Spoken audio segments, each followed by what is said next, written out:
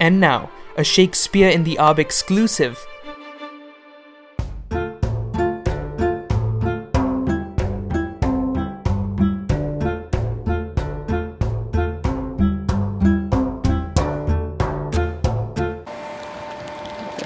Hey Sean, how are you? Pretty good, yourself? Great, I'm doing good, thank you. So Sean, tell the viewers about your character in this play. So my character, his name is Florizel, and he's the Prince of Bohemia. And he's in love with this shepherdess who his father doesn't quite approve of.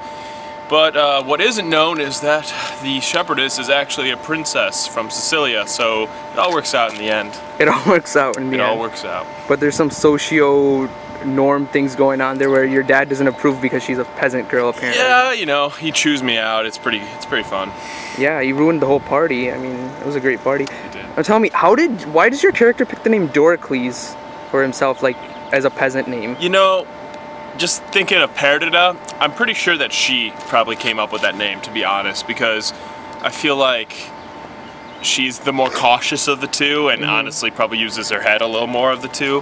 He's just like lovey-dovey kind of thing, whereas he doesn't care because he's a prince, you know. Exactly. Whereas she's, you know, right at the beginning of the play, he's, you know, coming up to her and she's like, "You're the prince. You have to be more careful." You know, blah blah blah. So she knows already that you're a prince. You've told her. Obviously. Exactly. Yep.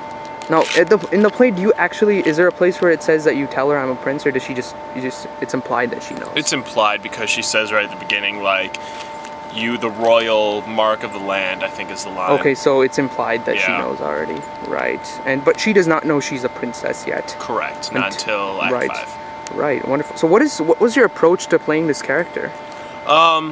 You know, my approach is similar to any part I've kind of played. It's you know, I read the lines over and over again. Like, I go over a minimum of 5 times just so I get a sense of what the character is in the play. And then in my mind I create, you know, what I can't gather from those lines and from the play. I create a backstory, if you will, of before, and then I even sometimes what happens after the play, just to kind of flesh out the character for myself. And I just try and make a connection between myself. I try and, you know, put a little of myself in each character so that, you know, it's more realistic, I feel.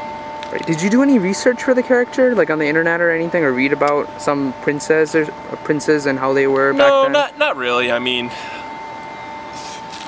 it's just your own style, just basically. my own style, what I imagine Prince of Bohemia would be. Right, you're not trying to actually copy someone else's work, No. So you just want to be, it's like, if you were the prince for real, how would you go about? Yeah. Wonderful. How's it like being in the Arb, like acting amongst, you know, in this wilderness with the mosquitoes and whatnot? The Arb is great, yeah, it comes with its ups and downs, you know, definitely the downs being you're subject to the weather, you're subject to the mosquitoes and such. But with that being said, everything else is just great. It's such a wonderful location, especially for a lot of Shakespeare's plays work beautifully in nature, outside, going from location to location. I love it. It's an interactive element for the audience. So with that being said, the Arb is just amazing because it has such a wide range of different locations. You have everything from, you know, the main valley, you have the Magnolia Valley, you have the kind of the, when you go down where all the trees are enclosed, there's a lot of different locales that you can use in the Arb, and they're all just beautiful.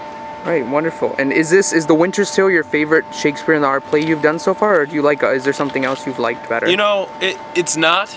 And at first, actually, when we started reading it, I was not the biggest fan. It's kind of grown on me, The Winter's Tale. I appreciate it more. I can understand why some people might say that it's one of Shakespeare's problem plays. But if I had to pick a favorite, you know, last year I just had an amazing time doing A Midsummer Night's Dream. It's one of my favorite plays. I got to be Demetrius. It was just so much fun. So that might be one of my favorites. There are a few up there, but. And before we sign off here, is there anything you would like to say to the viewers? For those of you that caught Shakespeare in the Arb, thank you for coming. I hope you enjoyed it. And for anyone who's watching this who hasn't, come see it. It's worth your time. Thank you so much, Sean, and wish you all the best for the remaining performances. Take care. Bye. You're welcome.